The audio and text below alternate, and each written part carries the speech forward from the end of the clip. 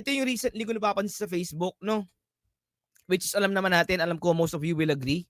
Ang dami nating mga iniidolong content creator sa Facebook noon na mali yung ginagawa o tinuturo ngayon. Actually, tulad ni Miss Rona Kalapati. Sinabi niya nung ano, nag-comment si Annalyn.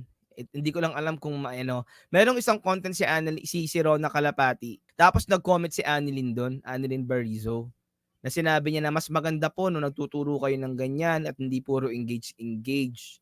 Tapos may isang nag-piggyback kay Annalyn na parang, ay hindi naman ata sumasagot ng ganyang comment si Miss Ronald, si Miss Kalapati. Yan. Pero habang nag-uusap sila doon, nakailang sagutan na sila, sumagot si Miss Rona Kalapati na sinabi niya, ito yung pinakasagot niya. Sabi ni Miss Rona Kalapati, continuous pa rin ako sisi sa pag-advise ng quality content. Minsan lang, nakakabuhay din ng loob itong mga natutulungan ko sa ganitong paraan. Okay. So, hihimayin natin. Sinabi ni Miss Rona Kalapati na nakakabuhay din daw ng lakas ng loob yung natutulungan niya sa ganung paraan. Now, sa anong paraan? Sa dikitan, sa yakapan, sa engagement, yung follow to follow. Sabi niya, I will never say na engagement is the key. Hindi rin niya sasabihin na engagement is the key. Pero minsan daw, nakakatawa rin yung nakakatulong siya. So, paano mo nasabi nakakatulong ka if alam mo yung engagement is hindi naman talaga tunay na nakakatulong? So, paano nakakatulong yun? Sasabihin natin na nakakabuhay ng loob, nagbibigay sa inyo ng confidence kapag binibigyan namin kayo ng maling resulta. Di ba? Ng peking resulta. Pag binibigyan ko kayo ng peking resulta, pinoprovided ko kayo ng peking success, nakakatulong ako sa inyo, ganun ba? Parang mali eh. Self-contradict kasi. Self-contradict. Ano ba talaga ang gusto mo mangyari? Turuan sila ng tama na yung follow to follow, yung dami ng followers doesn't actually mean anything kung wala naman nanonood sa'yo as a creator, kung walang naniniwala sa'yo, kung walang nakakakilala sa'yo sa content na ginagawa mo? Eh, kung naniniwala ka pala na hindi engagement is the key, bakit ka nagre-recommend ng engagement? Kasi daw yun yung gusto ng viewers. Yes, yun yung gusto ng viewers. So, ibig sabihin, for the views, for the revenue. Hindi talaga pagtulong. Hindi mo talaga gusto makatulong kasi ginagawa mo lang yun dahil yun yung gusto ng tao. Kahit alam mong mali. Kasi yun yung maraming gumagawa. Kahit alam mong mali. Kaya gagawin mo na rin. Pero again, hindi tayo judgmental. Hindi natin judge as a person, yung tao. Mahirap talaga lumaban ng patas.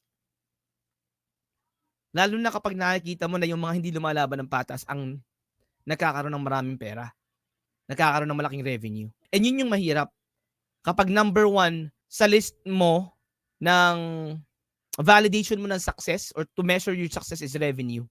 Kapag ang number 1 mo na measurement of success is revenue and number of followers, dyan tayo magkakaproblema. Kasi mababaloktot ka na. Bakit? Diba? Kasi nga, ang pera, ano nga daw yung money is evil? And that's true. Kasi minsan, ginajustify mo na yung ginagawa mong mali para lang hindi ka, parang yun, ginajustify mo pa kahit alam mong mali.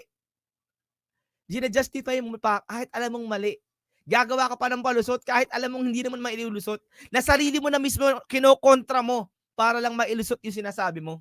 Naiintindihan ko siya kasi nung mga una kong dates as a content creator, 'di ba ako talaga ayaw ko ng sub for sub, pero pumupunta ako sa mga nagpapaangat.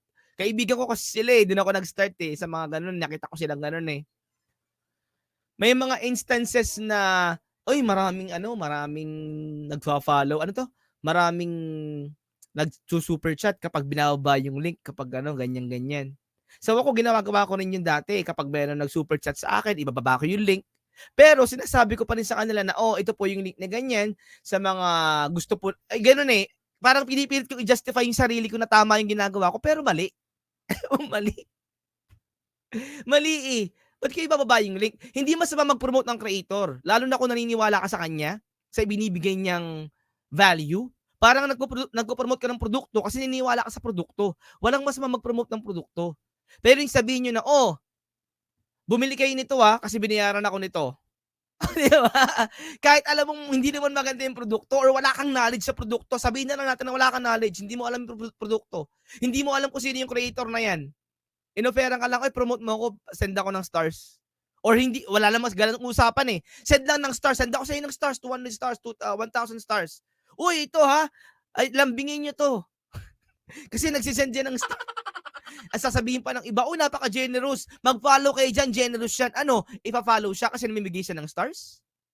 Hindi ba dapat i-follow natin siya kasi magaling siyang gumawa ng content? Or yung content niya is makakatulong? Kaya nga 'di ba 'pag sinasabi kong content creator, someone who creates content that provides value to a specific target audience. Mahirap yung gagawa ka ng content na para sa lahat, hindi gano'n, walang gano'n. Gagawa ako ng video para sa lahat 'to, walang gano'n. May specific target audience ka.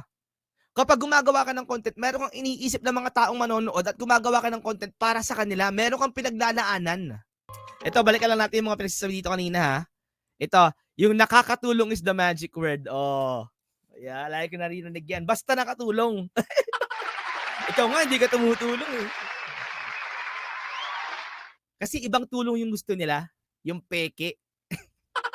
Ayaw nila ng tulong na education. Ayaw nila ng knowledge. Gusto nila yung peking result. Sabi ni Michael Sukran, paanong nakakatulong? Eh, nakakasira pa nga. That's true. Lagi ko rin ine-explain sa inyo yung negative impact kapag may mga followers na nagfa-follow sa'yo na hindi naman talaga gusto yung content mo. Ano yung negative impact? The algorithm will recommend your video to them and they don't care. They will not watch, they will not click. Iisipin ni Facebook pangit or ni YouTube pangit yung video. So may negative impact. So hindi siya nakakatulong. Okay? Tulungan daw pero sa dulo wasakan, 'di ba? Alam niyo ng mga nasa YouTube na nagpaangat program at nakaranas ng pangat. Alam natin 'yan. Kaya wag na tayo maglokwan. Actually idol ko 'yan si Rona Kalapati dati pero nag-iba na nga siya ngayon. Magaling pa rin naman siyang gumawa ng content, eh, pero yun nga lang talagang mahirap lang talagang kalamanin yung sarili mo. 'Di ba? Alam niyo nage-gets niyo naman ako, 'di ba? Mahirap kalaban yung sarili mo. Yung alam mo ng mali ija-justify mo pa. Sabi ni Miss Rona Capley Santos, most of the time ganun nga, nakakasira. It's just a matter of time para lumabas yung effect sa account mo.